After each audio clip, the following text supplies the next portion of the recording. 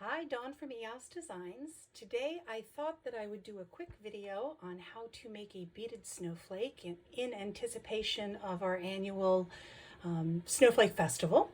Every year we invite people into our shop and we do these beautiful beaded snowflakes. I have some of the kits that we're showcasing this year. But this is a great craft to do with young kids, with your whole family. And I thought I would just quickly show you how to do it and just give you some pointers if you're not working off of a kit. We prepare our snowflakes in kit form, and just so that you can see, that's typically what our kit will look like, and it has all of the parts in it. But I'm going to explain, if you're not working off of a kit, what kind of beads to choose and why. So today I've got it all set up to do this one. So let me take these two away. What you need are the beads to fill your snowflake form. You're going to have a snowflake form, which looks like this. You don't need to reinforce the joint, solder joint, but I always do. So I use really thin gauge, 28 gauge wire, just to make that a little bit stronger. And in terms of beads, it really depends. If you're using big beads, you'll only need 3 or 4 of them. If you're using all different sizes, which I like to do, it takes a lot more beads. But the one thing you should know is you always need teeny tiny beads for the very center, because otherwise your beads would hit each other. So your first couple of beads that you choose, you want to make sure are small. So if you're going to reinforce the solder joint, you're going to take your wire, just a very short cutting of wire.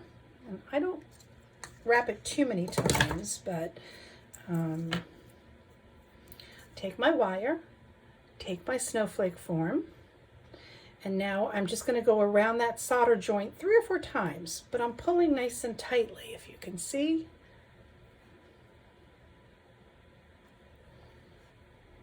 This.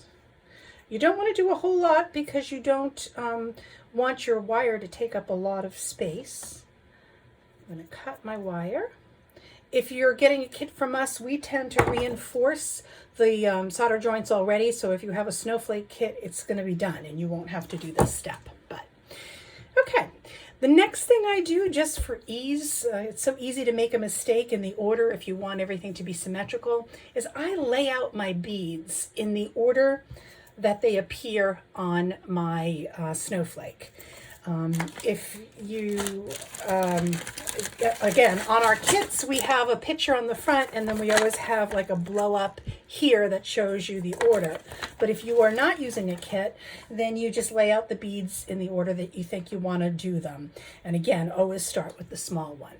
So I'm going to do, when you do this, you only do one leg at a time. If you do more than one leg at a time and you go to lift your form and bend over the wire, you're going to find that you lose beads. So don't be impatient. If you don't have a kit and you're working free form, you may just want to lay it down and put your beads on to see what it's going to look like first. Although I have to say, I never do. I just, I have faith that it's all going to turn out all right. So you start, I'm going to just show you, you can see all my beads are laid out. I've got them all along the top here. So I'm going to start with my smallest beads, and I have 1, 2 to start. A good size bead, if you're not working off of a kit, is a size 8 or a size 6. A 6 is going to be a little bit bigger, a seed bead, but a size 8 seed bead is really great for the job. These are actually size 10 check beads, and they work well too. And sometimes you don't need 2. I like to start them with 2, right? And then you're just going to put your beads on in the order of the snowflake. And if you have a kit, then you'll follow the picture. I'm just going to follow my little sample below here. So I'm making sure that I'm putting the beads on in the order that I have them laid out. I've checked it a few times, so it should be.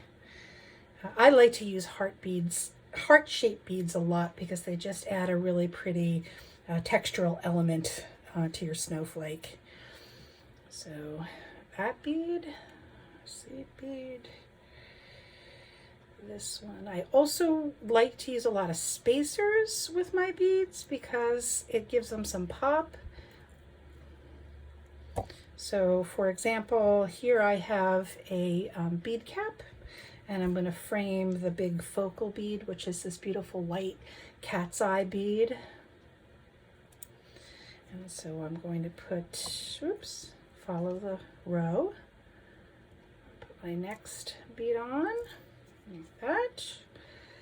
Then I'm going to put my little bead on here. I'm going to put this.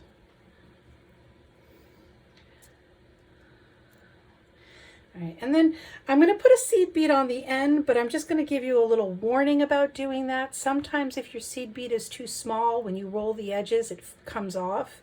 So you want to make sure that it's not too small of a seed bead. This is a metal bead, but it's the equivalent of a size 6 seed bead. All right, you'll notice that when I was holding my form, don't be too rough with it because you don't want to do anything to disrupt the solder joint, and you definitely don't want to go like this and hold it on the ground because that will bother the solder joint. But now it's time to turn the edges, and in order to do that you need a tool. You can either use, some people like to use a round nose plier thinking that it will make a more rounded edge. I personally like to use a chain nose plier because it gives me a better grip. But what you're going to do is you're going to now turn the ends over into a loop. And so it's usually 2 steps. And again, I don't want to hold the solder joint too hard. I'm just going to flip once and take my tool out. Then I grab it again and flip it down and turn it in. And that's all it's going to do, like that. As I said, some people prefer to use a round nose plier, and it does end up being a little bit more rounded, but I find it's really hard to grab onto the wire with the round nose plier because these forms are very, very firm metal. So you can see I've done my first leg, and now I'm just going to work my way around, and I'm going to do one leg at a time until my last one. So I'm going to pause while I finish my snowflake and show you the end result. Okay, so here we have a finished snowflake.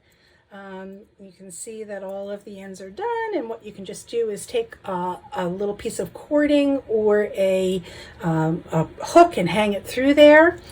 And there it is, very simple to do. I make these always during the holidays, and when I go to holiday parties, I tie a little ribbon and I tie it around a bottle of wine or whatever I'm bringing to the party as a little hostess gift. And one other thing I want to show you that you can do is if you have more than one snowflake, you can layer them, and they make a beautiful layered very full starburst kind of snowflake. And you can use this same very thin gauge wire to wrap them around one another and to secure them. Here's a little preview of some of the snowflakes we've done for this year and for past years. This was the one that we did last year that was probably the most popular one. Of course, it's not crystal, but the pink and the purple ones always seem to go fastest. Here's one made with some brushed glass beads. Bugle beads are wonderful to use in the center of your snowflake. You just have to make sure that you get bugle beads that have a big enough hole to fit the wire form. We always do at least 1 or 2 red and green snowflakes. This one I love because it looks like Santa's hats. And blue and crystal, golden, green. So you can see I use a lot of different shape beads. I particularly like these beads. They are acrylic, faceted acrylic beads. So they're really lightweight. They have a lot of bling. But at the same time, they're not so heavy that I worry about breaking the solder joint. And here's a good example of a snowflake using lots of different findings and components. So, you know, I've got different bead caps in here and different spacer beads. Again, starting with tiny. Here I've started with delicas. That makes a really small, you know, they have a very small hole, but you can do a whole bunch of delicas to start as well. If you enjoyed this video, please give us a like. And if you subscribe to our channel, you'll see new videos posted weekly.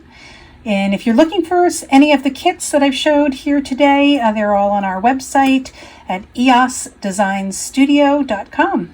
There's a link below for more information.